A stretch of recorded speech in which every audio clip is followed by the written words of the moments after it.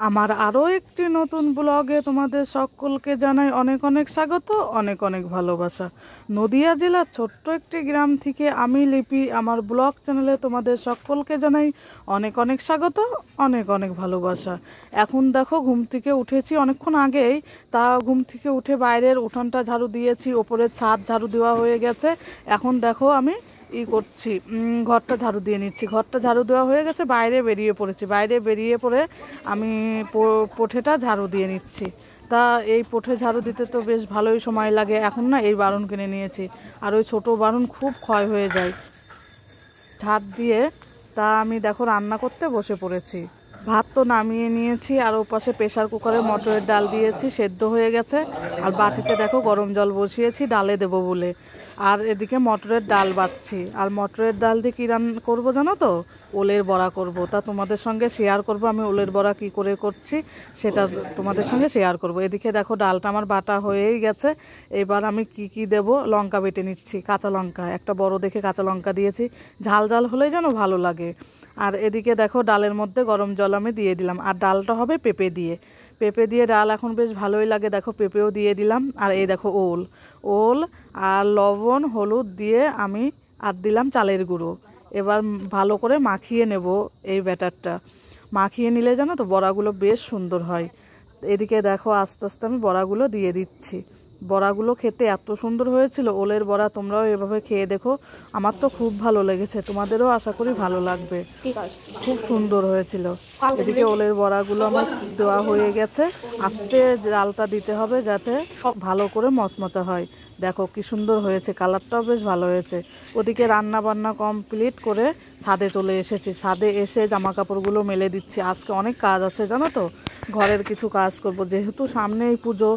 আমার তো ঘর বাড়ি পরিষ্কার করতে হবে, আবার মিস্ত্রিও আসবে পুজো পার হলে, তা নিয়ম তো পালতেই হবে, পরিষ্কার তো করতে হবে, যতই মিস্ত্রি আসলে অপরিষ্কার হোক না কেন। ওদিকে দেখো আমি জামা কাপড়গুলো মেলে এদিকে কর্তামশাইয়ের ভাত আমি রেডি করে নিয়েছি। বড়া ভাজা, পেঁপে দিয়ে ডাল আর পেঁপে ভাজা। আর এদিকে দেখো বাসন নামিয়ে নিয়েছি। আর ডাল করলে জানো তো অনেক বাসন হয়, প্রেশার কুকার দিয়ে কড়াই দিয়ে অনেক হয়ে যায়। আর আমার চিন্তা হয় কতক্ষণে মাজবো, সেই চিন্তা মাথার মধ্যে থাকে। দেখো এখন বাসনগুলো এক এক করে মেজে নিচ্ছি, তা তোমাদের সঙ্গে শেয়ার করছি সেটাই। তা ভিডিওটি তোমাদের ভালো লাগবে, প্রথম থেকে শেষ অবধি দেখার অনুরোধ রইল ইউটিউব বন্ধুদের ও ফেসবুক বন্ধুদের কাছে। তা দেখো বাসনগুলো আমার মাজা হয়ে গেছে, এখন জল দিয়ে এক এক করে ধুয়ে নিচ্ছি। তা অনেক বাসন তো একটু সময় লেগে যাচ্ছে জানো তো। আর ওদিকে আমি ছাদে যাব, ছাদে গিয়ে অনেক কাজ রয়েছে, সেই কাজগুলো করব। তা যে কাজগুলোই করি না কেন তোমাদের সঙ্গে শেয়ার তো আমি করবোই, তাই না? আমার ভিডিওটি তোমাদের যদি ভালো লেগে থাকে তাহলে একটা লাইক, একটা কমেন্ট, শেয়ার করে আমার পাশে থেকো মিষ্টি বন্ধু, মিষ্টি সদস্য হয়ে। কি হয় জানো তো, সকালবেলায় বেশি বাসন হয়, কেননা সকালেই যত রান্নার ঝামেলা থাকে, খাওয়া দাওয়ার ঝামেলা থাকে, ওই জন্য সকালবেলাটা বাসন বেশি হয়ে যায়। এদিকে আমার বাসনগুলো মাজায় হয়ে গেছে। এবার দেখো নিয়ে ঘরে চলে এসেছি। ঘরে এসে বাসনগুলো রেখে এবার ছাদে চলে যাব। ছাদে গিয়ে বললাম না অনেক কাজ রয়েছে, রোদ্দুর যেমন উঠেছে ওই জন্য কাজও রয়েছে। দেখো কত কাজ। এদিকে দেখো 3 থাকটা আমি খুলে নিয়েছি, জামা কাপড় ছিল সেগুলো রোদে দিয়ে দিয়েছি। 3 থাকটা আমার মাজা হয়ে গেছে, এবার আমি ধুয়ে নিচ্ছি। ধুয়ে রোদে দিয়ে দেবো, তাহলে শুকিয়ে যাবে।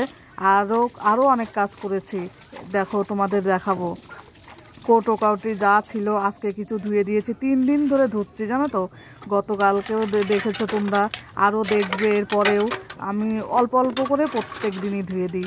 আর ঘরের একটা সংসারের জিনিস তো আর কম নয়, যেটা লাগে সেটাও আমি পুজোর সময় ধুই, যেটা লাগে না সেটাও ধুই। বস্তায় ভরা থাকলে সেটাও আমি বের করে ধুই। আমি এই রকম পুজোতে আমার না ধুলে মনের কাছে ভালোই লাগে না।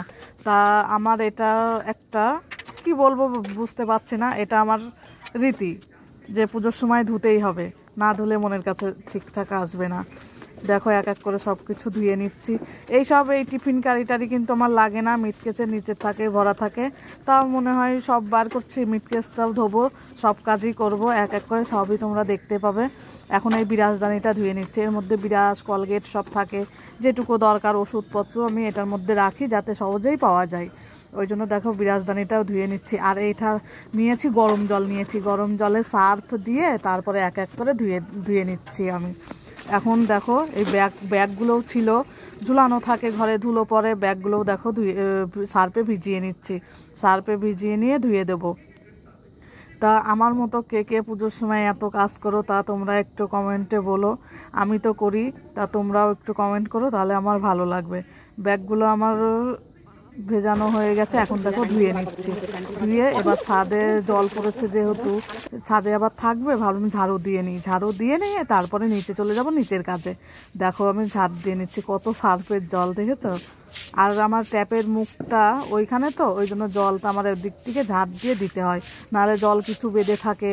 আর ঝাড়ু দিয়ে দিলে আমার ছাদটাও শুকিয়ে যাবে, ভালো হবে। এখন তো এই কাজটা হলো, এবার নিচে গিয়ে দেখো ডাইনিং টেবিলটা কলপারে বের করে নেব।